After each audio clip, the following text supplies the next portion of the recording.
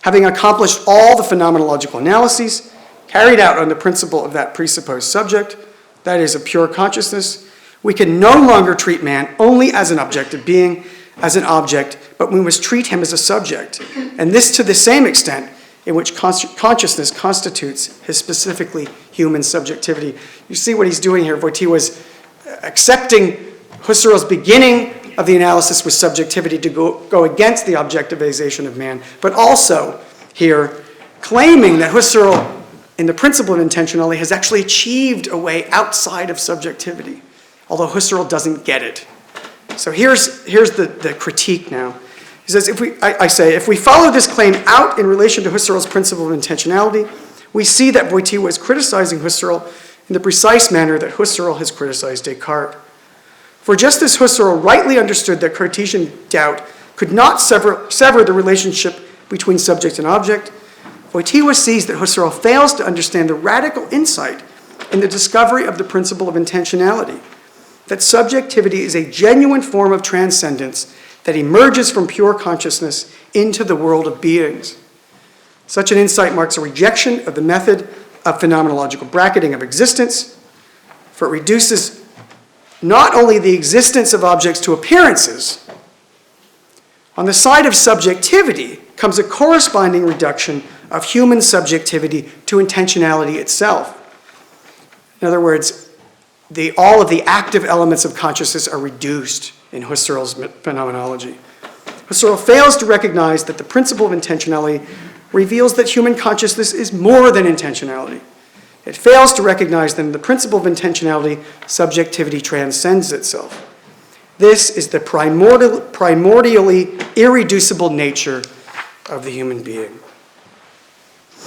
For Wojtyła, the irreducibility of subjectivity has as its objective correlative the givenness of existence, prior to any phenomenological reduction.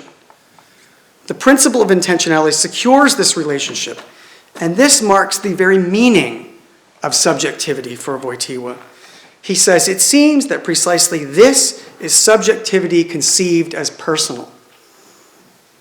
For Wojtyła, subjectivity is personalism in a fundamental way. He says, and it is this aspect of subjectivity which, in bracketing existence in the Husserlian method of phenomenological reduction, reduces consciousness to intentionality. Rather, one must begin not with intentionality, but with the entirety of the conscious life of the person. As such, says Wojtyła, subjectivity is the synonym of all that is irreducible in man. To reduce subjectivity to intentionality is to overlook, this is a quotation, experience as it is lived through. At the pole of subjectivity, what is recognized is that not only is the object given, but the subject also is given. Wojtyła states, the experience lived through reveals not only the acts and experiences of man in their profoundest dependence on his own I, it also reveals the whole personal structure of self-determination in which man discovers his own I as the one who possesses himself and dominates himself, or in any case, may and should possess himself and dominate himself. However, the givenness of subjectivity requires an act of reflection in order to grasp itself as a subject. This is not intentionality as Husserl defines it. Rather, the subject grasps itself not as object, but as subject. And this is a quotation from that same essay by Wojtyła. He says, the dynamic structure of self-determination tells man every time anew that he is simultaneously given to himself as a gift and imposed upon himself as a task. This essay was written in 1976, I believe. I think it's a wonderful synopsis of the entire dynamic of the theology of the body. Let me read it again. It shows the gift and the response to the gift in subjectivity. He says, the dynamic structure of self-determination tells man every time anew that he is simultaneously given to himself as a gift and imposed upon himself as a task. This is the way man appears to himself in his deeds, in the inner decisions of his conscience, as someone who is an assignment to himself, who must constantly affirm, test, and thus to some extent conquer the dynamic structure of his own I, which has offered him as self-possession and self-domination. It constitutes the real endowment of the personal subject and to some extent is himself. While experiencing self-possession and self-domination, man experiences the fact that he is a person and that he is a subject. The givenness of the subject corresponds to the givenness of the object. When existence is bracketed, self-possession of subjectivity is reduced to intentionality, but intentionality thereby is reduced to appearances as existence disappears. And with this reduction, the transcendence of the subject, its essential relation to the world, disappears. You get rid of existence, you get rid of the self-determination of the subject, you have cognition of an object. This is Husserl's beginning. This is what Wojtyła is rejecting in phenomenology. In order to avoid remaining purely subjective, the irreducible in human subjectivity must uncover consciousness in relation to a world first as given, prior to the reduction of consciousness to intentionality. This, in turn, is one of the tasks Wojtyła refers to above, discovering this. He says, it is the task of the subject that in reflecting on its own acts of self-determination, it comes to know itself as a subject in the world. However, when existence is bracketed in the method of phenomenological reduction, the essential personalistic feature of subjectivity is obscured. Another quotation from this same article. He says, the irreducible also signifies what essentially cannot be reduced, but only manifested and revealed. The experience lived through opposes reduction, but that does not mean that it escapes our cognition. It only demands to be cognized in another way. That is, by such a method and through such an analysis as reveals and shows its essence. The method of phenomenological analysis permits us to dwell upon the experience lived through as being irreducible. The givenness of subjectivity, then, is itself a primordial experience, a revelation of existence. Accordingly, for Wojtyła, phenomenology must begin not with intentionality, but with the entire lived experience of consciousness. And the phenomenological method must begin with what is primordial, the irreducible reality of subjectivity as it relates to the world. Wojtyła's critique of the Husserlian method of phenomenological reduction recovers the fundamental insight of the principle of intentionality by placing it in the context of an overall trans-phenomenological method. This is Wojtyła's term, trans-phenomenological. This indicates the positive appropriation of the idea of intentionality as it indicates the transformation of phenomenology into personalism. As has been suggested, the bracketing of existence proposed by the Husserlian method of phenomenological reduction issues in a corresponding loss on the side of subjectivity, and this corresponds to Husserl's determination that intentionality is the characteristic structure of consciousness. With this, phenomenology becomes pure consciousness, a field of immanence which fails to recognize the fundamental character of subjectivity as transcendent, self-transcendent. What is lost or reduced on the side of subjectivity is the self-determination of conscious acts. The precise nature of this action is traced in Wojtyła's essay, The Transcendence of the Person in Action and Man's Self-Teleology. In this essay, Wojtyła attempts to develop a praxeology, or science of purposeful activity, by using phenomenology to deepen the traditional approaches of Aristotelian teleology. Consciousness is marked by striving towards something, he says. This striving arises spontaneously in the subject. This striving is not a voluntary act. One might say it's unconscious, or at least below consciousness, but indicates the direction in which subjectivity moves. It is oriented toward a world of pre-given values, which in turn require a response from the subject. Thus, the spontaneous overflow in subjectivity in the direction of the world is a value that appears to the freedom of the will as a necessity. One cannot opt out of this possibility given to conscious subjectivity, but is determined by it. He says the spontaneous turning toward value in the process of the will is subjected, if not always, then in any case, very often, to the specific necessity of choice, which finally gives to the human voluntarium the character of decision. In this form, the voluntarium is contained in the experience of the deed, in the facts, I act, man acts. And it just occurs to me that this approach of Wojtyła as establishing the givenness of freedom in the world is really a direct rejection of the kind of notion that Heidegger presents as the thrownness of being, Sartre's reduction of the human self. I think in many ways it goes underneath all of these modern ideas that are presented by phenomenologists like Heidegger and Sartre and the existentialists. Accordingly, what is primordially given in human subjectivity is the relationship between subject and object, disclosed as an original orientation to value in the world.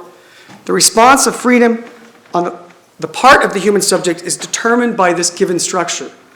Here, the necessity of choice is prior, which gives rise to freedom. This is a passage from this text. He says, the liberty of the will appears in man as a necessity of choosing among values and deciding.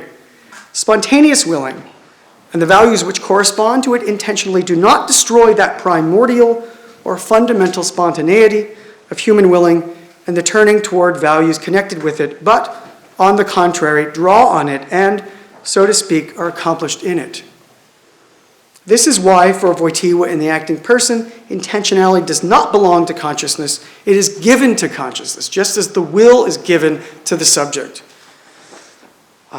So, just as intentionality is directed to the given object in consciousness, but must be brought to reflection by consciousness in a reflexive activity of grasping oneself as subject, so is the will intentional in its orientation to value in the world, which is given to the subject, requiring a response from the subject in freedom.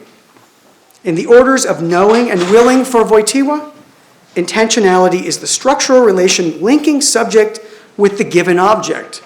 However, subjectivity must on its side respond to the given order of the world in an authentic act of consciousness which receives and responds to the given. The importance of the principle of intentionality for providing the ground upon which Wojtyła constructs his own account of consciousness cannot be stressed enough. For it provides him with a way of showing how knowing and willing can be spontaneous acts of human subjectivity without falling into cognitive subjectivism or moral relativism.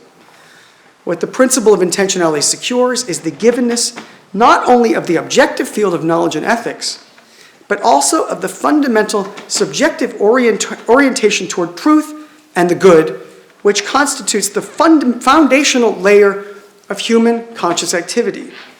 And just as Wojtyła in the acting person had insisted upon claiming that cognitive acts are relational, and the objects of those acts are not constituted by consciousness, even though they are given to consciousness, he now makes the same claim about ethical value. He says, willing by nature refers to value. It is never constituted in the subject, and in consequence does not appear in consciousness except for this reference. We only accept the intentionality of willing, which consists in referring to values already cognized in some fashion. As we now conceive, Wojtyła rejects the principle of intentionality because it does not constitutively exhaust the nature of human subjectivity.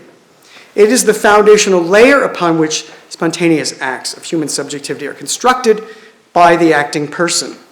In effect, the collapsing of the whole structural dynamic of consciousness into the principle of intentionality, as with Husserl, fails to recognize the active dynamic of human participation in acts of subjectivity. Furthermore, Husserl fails to recognize that with the principle of intentionality grounding subjectivity, no phenomenological reduction is necessary to establish the givenness of the world. My approach to the role of phenomenology in the development of Wojtyła's philosophical thought has centered on Husserl, a not altogether obvious decision, given the fact that it is with Max Scheler that Wojtyła most directly engages in open dialogue in this matter. But this has been a methodological decision determined by taking Wojtyła's rejection of the classic position of phenomenology in the acting person as my departure point. However, my analysis also sheds light on Wojtyła's critique of Scheler.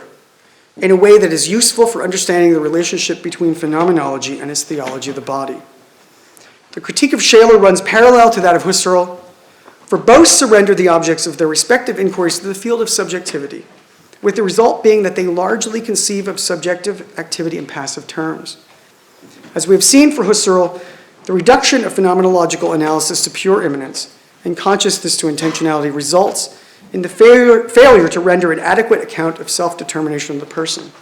Here, the spontaneity of the person, that which is irreducible in human subjectivity, is obscured. For Husserl, the subject remains within the field of appearances, as consciousness is reduced to a passive form of cognition. And as Mikhail Waldstein has shown, Wojtyła advances a similar form of critique against Shaler's phenomenological analysis of ethics. In his reading of Wojtyła's habilitation thesis on Shaler, Waldstein argues that for Wojtyła, although Shaler attempts to ground in ethics in the receptivity of the good, in opposition to what he sees as Kant's constructivist philosophy of subjectivity, nevertheless, Shaler remains captive to Kant's phenomenalism. And this is a quote. He says, "Shaler does not seem to escape from the loss of access to real being in Kant.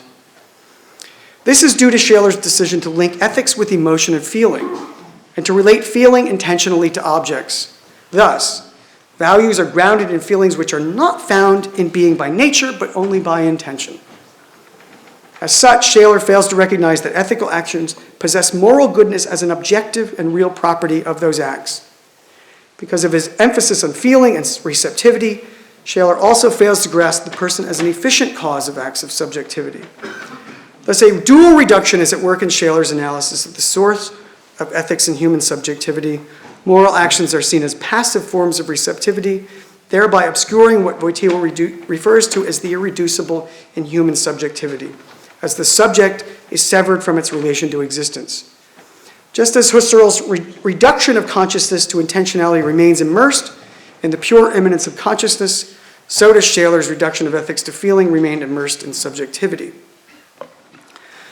The way that Wojtyła understands the link between Husserl and Shaler on the question of intentionality can be seen more clearly in an essay published in Analecta Husserliana in 1976 entitled "The Intentional Act and the Human Act, that is, Act and Experience." In this essay, Wojtyła raises the question proposed to phenomenology in the acting person. He says, "Through the intentional network, we grasp the universal system of man as an individual, but can we do justice to man as a person?" Thus, we see a similar formulation of the problem of intentionality as before, in which intentionality is given a place in subjectivity, but not as an exhaustive description of consciousness as a whole. And as we have seen in previously discussed articles, the reason for this is because intentionality cannot account for what is essential in human acts of subjectivity. It does not explain the fullness of the person who deliberates and decides to act through freedom of the will. The complete nexus of intentionality and will is what Wojtyła refers to as the human act. What Wojtyła proposes is an analysis that is, and this is a quotation, inspired by Max Shaler's thought, which reaching beneath Husserl's strictly rational network of an intentional structuration approaches the question of ethics on the basis of lived experience. While he acknowledges a debt to Shaler's penetrating analysis of the experience of moral values, Wojtyła proposes to uncover the structure of that experience, which is set up by the intentional acts which Shaler reveals to us as constituting human morality in its own subtle essence. We see in this strategy a parallel to that taken up in relation to Husserl's principle of intentionality, in which phenomenology will be critiqued in order to arrive at a more fundamental and authentic account of human subjectivity in relation to the world. Wojtyła points out that Shaler, even in establishing feeling as the ground for the manifestation of ethical experience, acknowledges that moral values are not produced by the subject. And this is a quotation, "Only in the feeling of values, all kinds of values, including the moral, appear in their own proper essence. That appearance of values and feeling is not a form of producing them by the subject man. It is only a discovery of values in objective reality. However, these are conditioned by subjective experience for Shaler," and this is a quotation from Wojtyła, by the ethos of the concrete man who turns to personal values with an act of the will on the basis of the personally experienced hierarchy of values. Depending then whether those values to which the willing is directed are experienced by the subject, that is, felt as superior or inferior, there appears also in the value feeling of the subject the feeling of good or evil. Wojtyła's critique of this is that it relegates as if into the background what in that fact is in the foreground, i.e. the good as such, the good as an objective principle. This results in a corresponding loss in subjectivity, corresponding to a marginalization of the object of ethics. And this is a quotation again from this text. Wojtyła says, in Shaler's Wessenschau morality, the act is present. However, it is present exclusively as an experience of willing, an intentional act directed toward a particular material value, but which deprives the act of its proper dimension and of its full dynamics. Shaler's reduction of ethics to feeling minimizes the role of obligation in ethical acts, thereby obscuring what is given us in the experience of moral actions, the objectivity of moral command, thus in turn attenuating what Wojtyła refers to as the drama of the will, and thereby reducing the dynamism proper to the human will to pure subjectivity.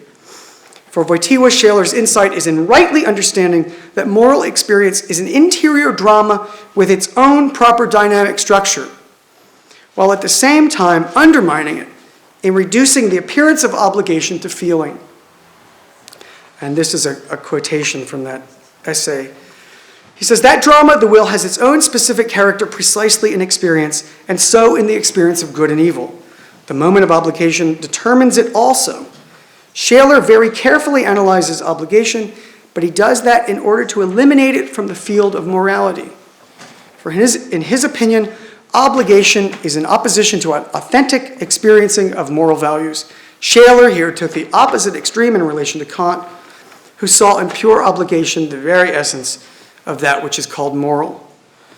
Rather, for Wojtyła, and this is another quotation, obligation has its own proper place from which it cannot be removed. Even more, obligation serves for a fuller manifestation of values. So clearly, to get rid of this is to reduce subjectivity then in a similar way that Husserl does.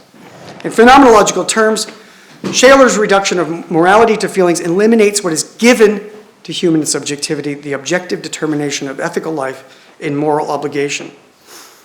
As we have seen, even though Shaler's reduction of ethical experience to feelings has attenuated the active element of human subjectivity in ethical action, the phenomenological turn to subjectivity has been useful in locating the action of moral beings in the relation between subject and object. It has discovered the drama of the person as the stage upon which ethical action takes place. And I think the real debt to Shaler for Wojtyła is here.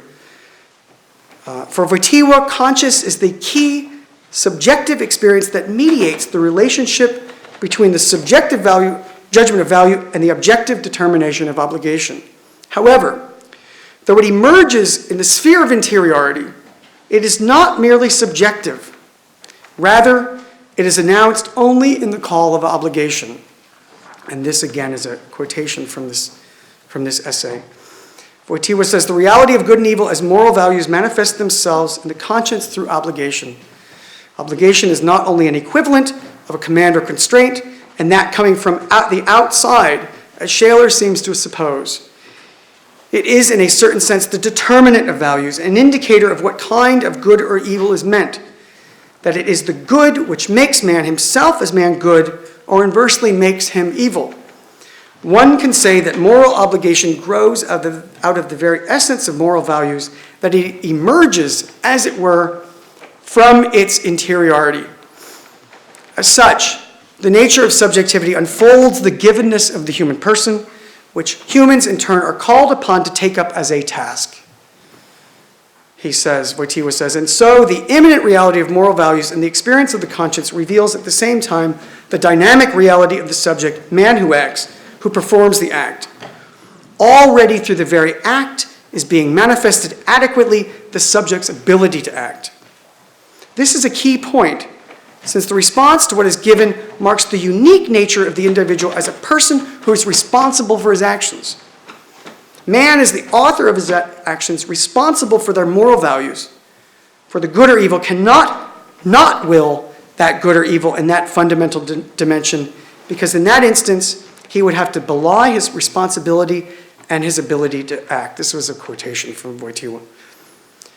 This is because human subjectivity is in fact the stage upon which the drama of good and evil takes place. We are given to ourselves as responsible agents. The response to that givenness determines our ethical character. I think clearly that John Paul II as a playwright is being introduced into this kind of discussion. Fundamentally, what this means is that we are given to ourselves as ethical beings. This is the fundamental insight of this proposition. So we have emerged from Wojtyła's critique of the phenomenological methods of Husserl and Scheler with the sense of the positive role phenomenology plays in the development of Wojtyła's thought on human nature. In the essay on Scheler, which we've been considering here, Wojtyła concludes by indicating that phenomenology has allowed for a critical retrieval of the key Thomistic concept of actus humanus, the act specific to the nature of the human being. The attempt has been to identify and describe this act in experience, as experience and subjectivity. Wojtyła then raises the question, which is the major theme of this essay: is this identification phenomenological? His answer is telling. He says, I believe that it is. And at the same time, I am convinced that this experience carries being within itself. There is a very good formulation of the rejection of the method of bracketing of existence by Husserl while claiming to be a phenomenologist. So the key element of Wojtyła's personalism here emerges. And we see now how it is elaborated from both Husserlian and Schelerian phenomenological analyses. Subjectivity unfolds not only the givenness of the person as an agent who acts, but also the givenness of the world of being. Subjectivity is in fact the relationship between interiority and being. It is given in such a way that subjectivity finds itself open to being as its primordial orientation. What Wojtyła refers to as the personal structure of self-determination is given to subjectivity as its very being, along with an openness to other beings as its objective end. This includes humans and God. To accept the givenness of this relationship is to achieve one's nature, which is at the same time allows one to transcend oneself. He says, precisely this conformity with oneself, which is realized on the basis of the transcendence of the person, of the transcendental relation to truth, enters, as it were, the definition of self-fulfillment, or in other words, the self-teleology of man. For Wojtyła, intentionality is the discovery of the givenness of the fundamental orientation of the person to the world of being, which is irreducible. It leads to a new anthropology, which is announced at the end of his essay, previously discussed, on the irreducibility of human subjectivity. He says, the thinker who by philosophical methods seeks the ultimate truth about man does not limit himself to purely metaphysical ground, but finds abundant elements which prove both the spirituality and the corporeality of man and visualize them in a better way. They are precisely the elements of the further philosophical construction. This is a remarkable line, I think. The further philosophical construction, which seeks to bring the spirituality and the corporeality of man into focus, is precisely the project of his theology of the body. But while the construction of this account of the human person is phenomenological, it does not pass through the moment of phenomenological reduction. What has been shown is that the phenomenological method of reduction in which existence is bracketed does not only reduce subjectivity to pure immanence, to an appearance incapable of reaching being, but it also results in a corresponding reduction of subjectivity to passivity, in which the irreducibility of the human person is obscured. As such, reduction in the phenomenological method cannot be part of Wojtyła's personalistic phenomenology, because it does not give an adequate account of the self-teleology of subjectivity, nor can it arrive at being in the world. For Wojtyła, both of these are given and so are the departure points for a personalistic anthropology that is trans-phenomenological. In the few minutes I have left, I'm going to try and trace out some of these things in the theology of the body. He says, the phenomenological theme of givenness reappears as the central underlying theme of the ethos of the gift in John Paul II's theology of the body.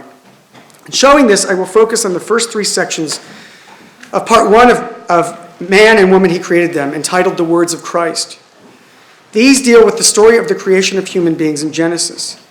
John Paul's reflections on this theme are unfolded in two moments, guided by his reading of the second creation story. These moments, in which Adam is first created, followed by Eve from Adam's flesh, articulate the structural meaning of the human body as a subjective experience.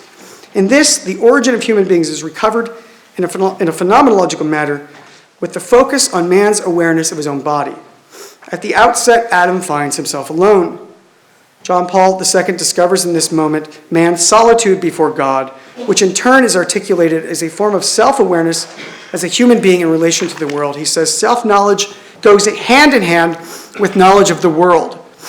Thus, consciousness reveals man as the one who possesses the power of knowing with respect to the visible world. It's clearly the principle of intentionality with conscious self-determination that we've been exploring in the previous text.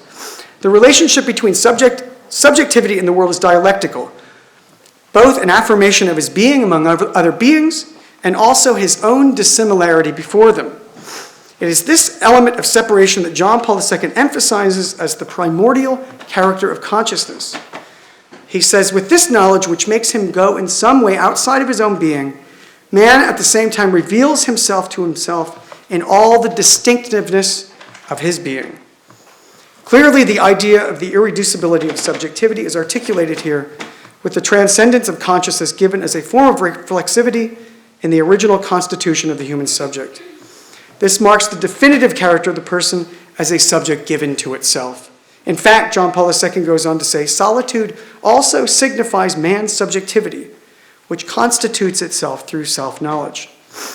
The individuality of the person, which is the essential form of subjectivity, is here announced in its original determination. This is a brief quote from Theology of the Body. He says, man is alone because he is different from the visible world, from the world of living beings. When we analyze the text of Genesis, we are in some way witnesses of how man, with the first act of self-consciousness, distinguishes himself before God, Yahweh, from the whole world of living beings, how he consequently reveals himself to himself, and at the same time affirms himself in the visible world as a person. The interiority of the subject is itself the act of separation, constituting as it reveals this difference. The unfolding of the meaning of this dual act of the human person implies the consciousness of body. The subjectivity of man is identical with the consciousness of self, not only as a knower, but also as a doer, as the agent of human activity, as author of praxis. As such, the activity of appropriation of the world is intrinsic to the meaning of the original solitude and belongs to that dimension of solitude through which man has from the beginning been in the visible world as a body among bodies and discovers the meaning of his own bodiliness. This immediately flows over into the fundamental ethical choice which man must reflect upon in interiority, in the solitude of subjectivity, the choice between life and death as the fundamental decision for the human person. Accordingly, John Paul II here indicates that the drama of the will is also, along with the reflexive knowledge of the subject, self as subject, originally given to consciousness as its structure.